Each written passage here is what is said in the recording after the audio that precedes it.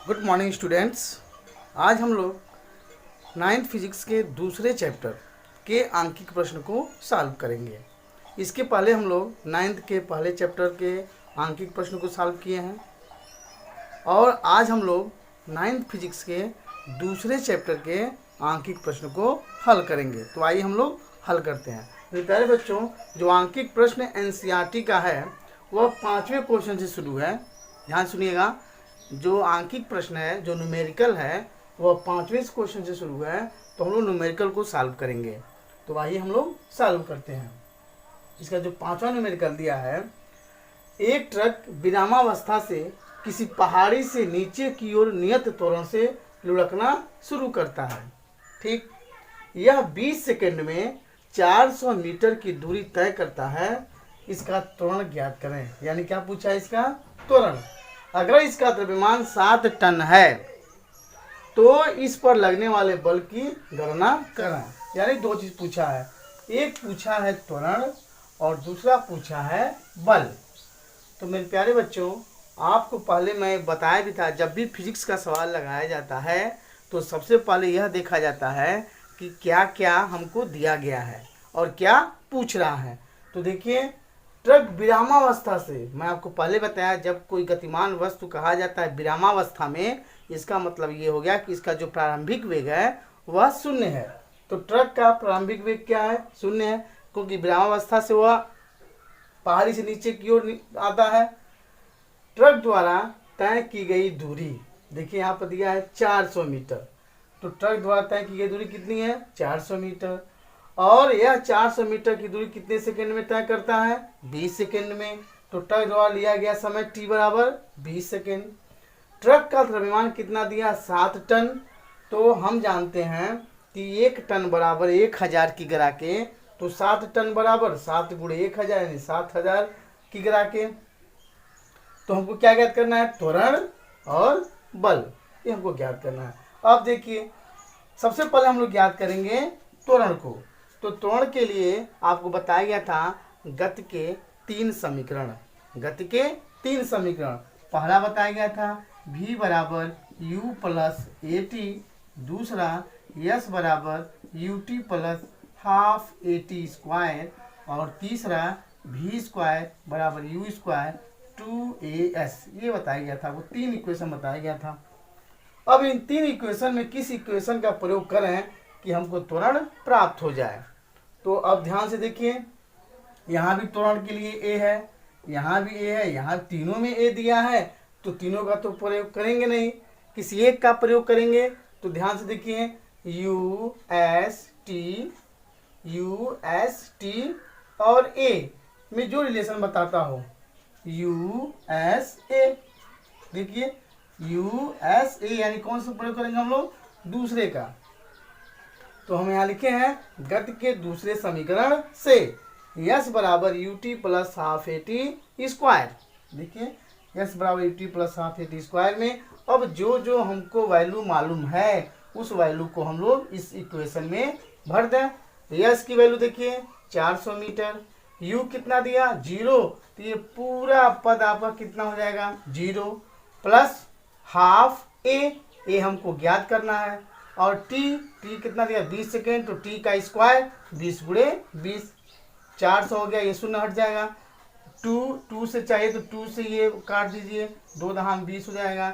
10 गुणे 20, 20 दहा की 200 ए, तो 200 ए हो गया। यहाँ से जब ए की वैल्यू ज्ञात करेंगे तो यह 200 इसमें भाग हो जाएगा। तो 400 बटा 200 की वैल्यू कितनी काट देंगे? तो 2 दूना 4, 2 मीटर प्रति सेकेंड स्क्वायर।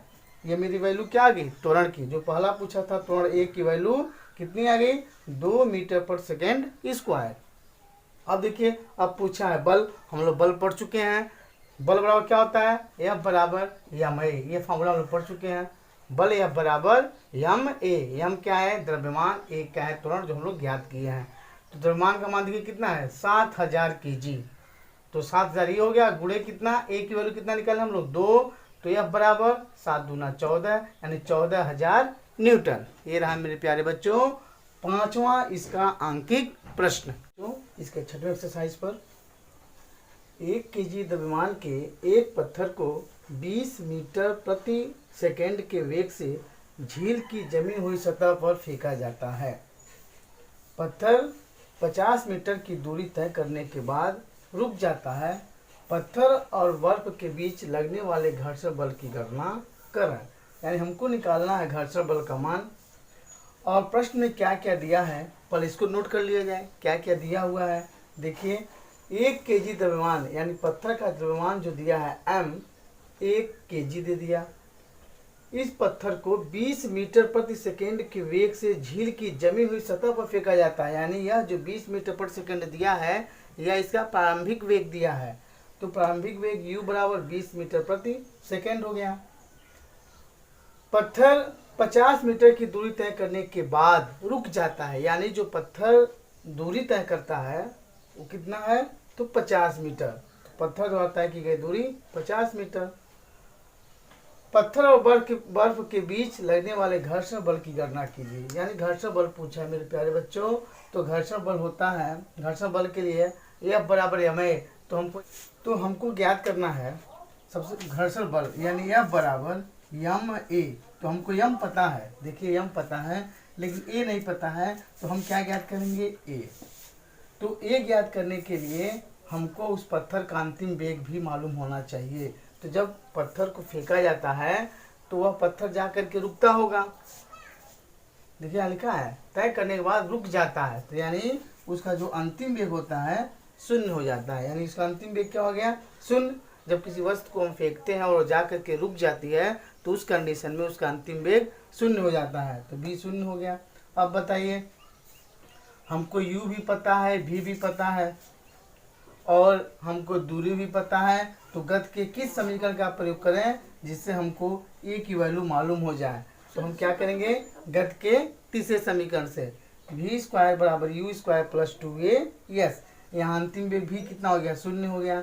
u 20 है तो u का वर्ग 20 गुणे 20 हो गया प्लस 2 इंटू ए हमको ज्ञात करना है। यस की वैल्यू कितना दे दिया 50 दे दिया।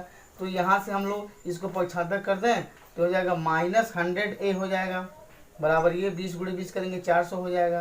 तो a की वैल्यू माइनस ये माइनस आ जाएगा -400/100 -400/100। अब a से यहाँ से डिवाइड कर देंगे आप यहाँ पे 100 से 400 को -4 मीटर पर सेकेंड स्क्वायर। ये किसकी वैल्यू रही a की वैल्यू। मेरे प्यारे बच्चों ये ध्यान दें तुम लोग ये माइनस अगर इधर माइनस है तो आप चाहें तो दोनों तरफ गुणा कर देंगे माइनस का तो इधर माइनस हो जाएगा। तो a की वैल्यू -400/100 यानी a बराबर हो गया -4 मीटर पर सेकेंड स्क्वायर। ये किसकी वैल्यू आ गई a की। हमको पूछा है घर्षण बल। तो घर्षण बल क्या होती है F बराबर ma। इस फार्मूले से हम निकाल लेंगे m की वैल्यू 1 और a की वैल्यू -4 गुणा करेंगे तो जाएगा घर्षण बल का मान -4 न्यूटन। ऋणात्मक चिन्ह यह दर्शाता है कि जो घर्षण बल है वो पत्थर के गति के दिशा के विरुद्ध कार्य कर रहा है। 7वां एक्सरसाइज हम लोग सॉल्व करते हैं बच्चों। एक 8000 केजी द्रव्यमान का रेल इंजन प्रति 2000 केजी द्रव्यमान वाले 5 डिब्बों को सीधी पटरी पर खींचता है। यानी एक रेल इंजन है जिसका द्रव्यमान 8000 है और जो 5 डिब्बे हैं उन 5 डिब्बों में एक डिब्बे का जो द्रव्यमान है वह 2000 केजी है। तो यह जो इंजन है वह 5 डिब्बों को खींच रहा है।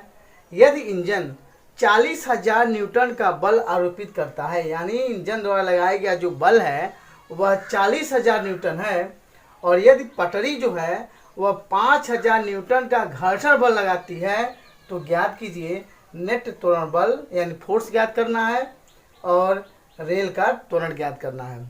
तो एक चीज़ ध्यान दो मेरे प्यारे बच्चों, जो इंजन है वह 40,000 न्यूटन का बल लगाती है और जो रेल की जो पटरियां हैं वह 5,000 न्यूटन का घर्षण बल लगाती है। घर्षण बल क्या होता है वो जो फोर्स लगाया जाता है ठीक इसके विरुद्ध जो फोर्स काम करता है उसको बोलते हैं घर्षण बल।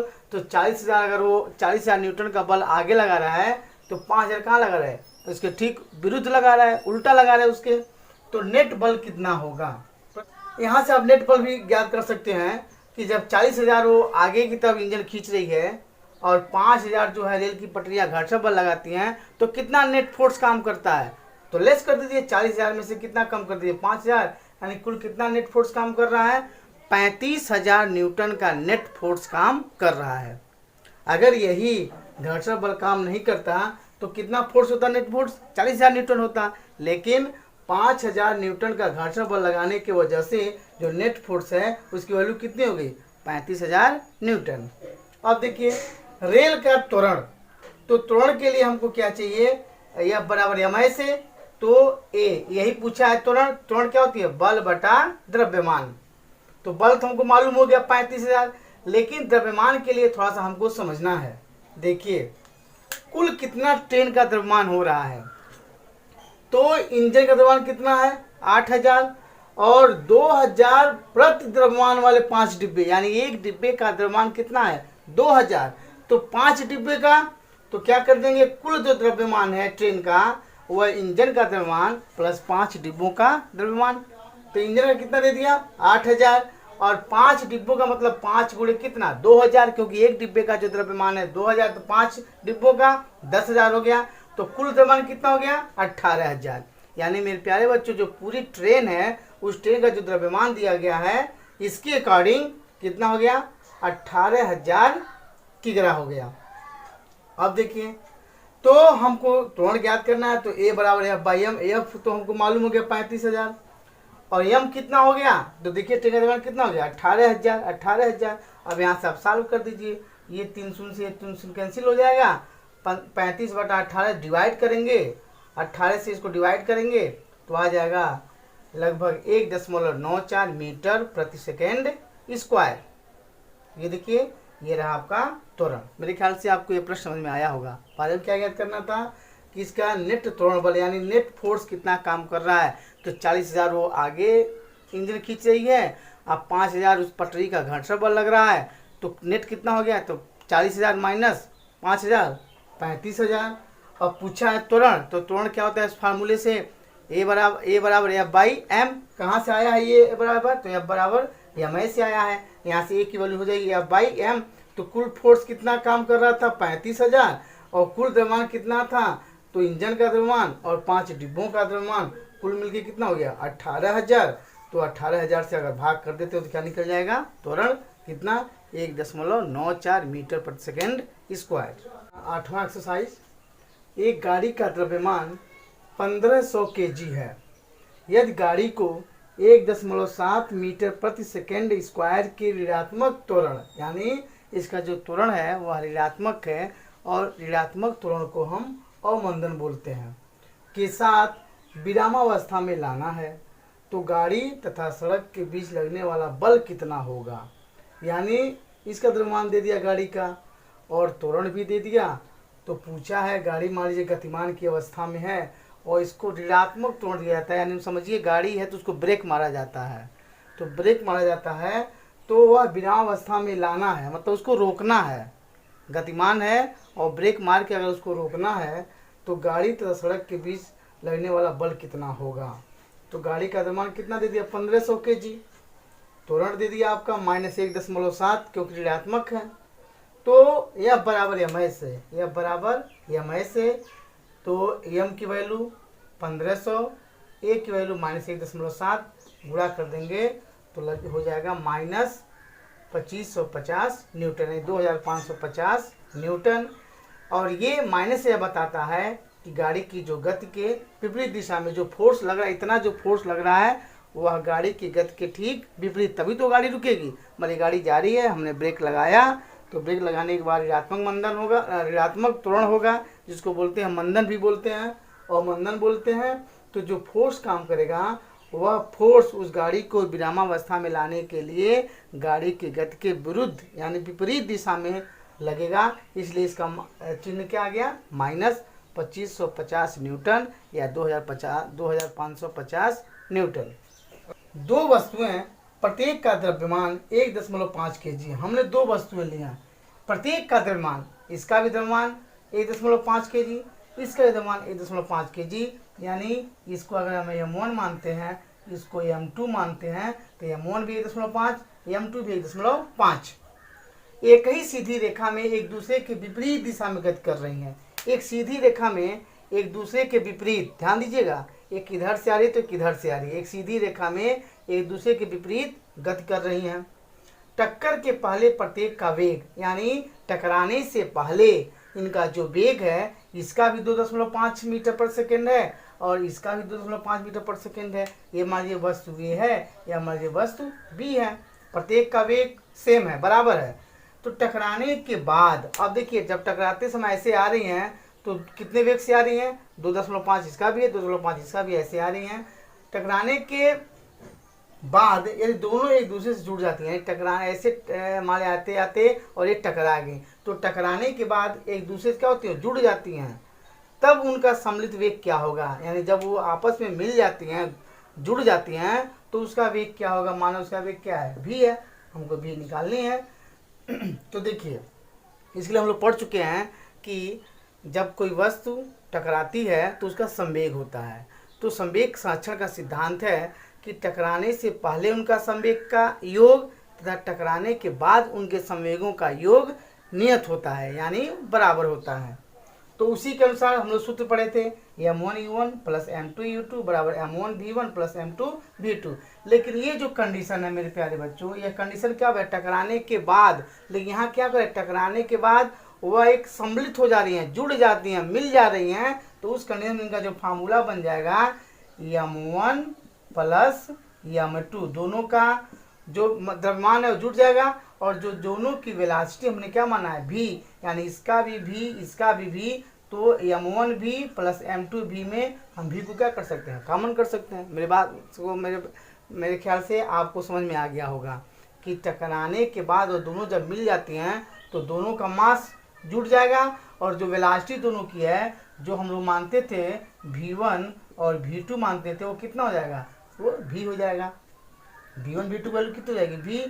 तो यहाँ अगर v भरते हैं हम लोग, यहाँ भी v भरते हैं, तो क्या हो जाएगा, देखिए v हम कॉमन कर सकते हैं, तो m1 plus m2 v common कर v होगी। मेरे ख्याल समझ में आ गया आपको। अब यहाँ वैल्यू देखिए, अब यहाँ क्या है, यह किस कंडीशन का फार्मूला बना था, जब वह एक ही दिशा में जा रही थी, दोनों एक ही दिशा में, लेकिन यहाँ पर क्या है, दोनों विपरीत दिशा में आ रही हैं, तो उस कंडीशन में जो हम लोग प्लस लिखते थे वो क्या हो जाएगा, माइनस हो जाएगा।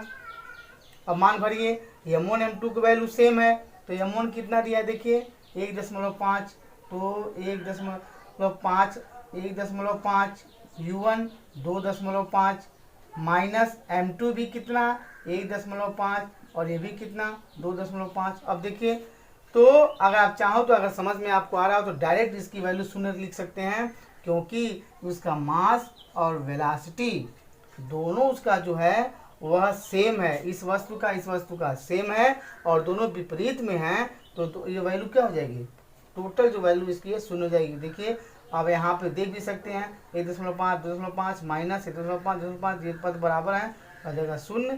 m1 की वैल्यू 1.5, m2 की वैल्यू, और ये कितना हो जाएगा v, तो 0 बराबर जोड़ेंगे तो 3v, तो v की भी वैल्यू कितनी हो गई, 0। अब देखिए यहाँ पर, यानी जो v था सम्मिलित होने के बाद जो इनका वेग था, वेग क्या हो गया, यहाँ पर देखिए 0 हो गया। यानी जब वो टकराने से पहले जब वो विपरीत दिशा से आ रही थी, तो विपरीत दिशा में आने के बाद जब वो अगर जुड़ जाती हैं, तो उस कंडीशन में सम्मिलित जो वेग होता है कितना हो जाता है, 0।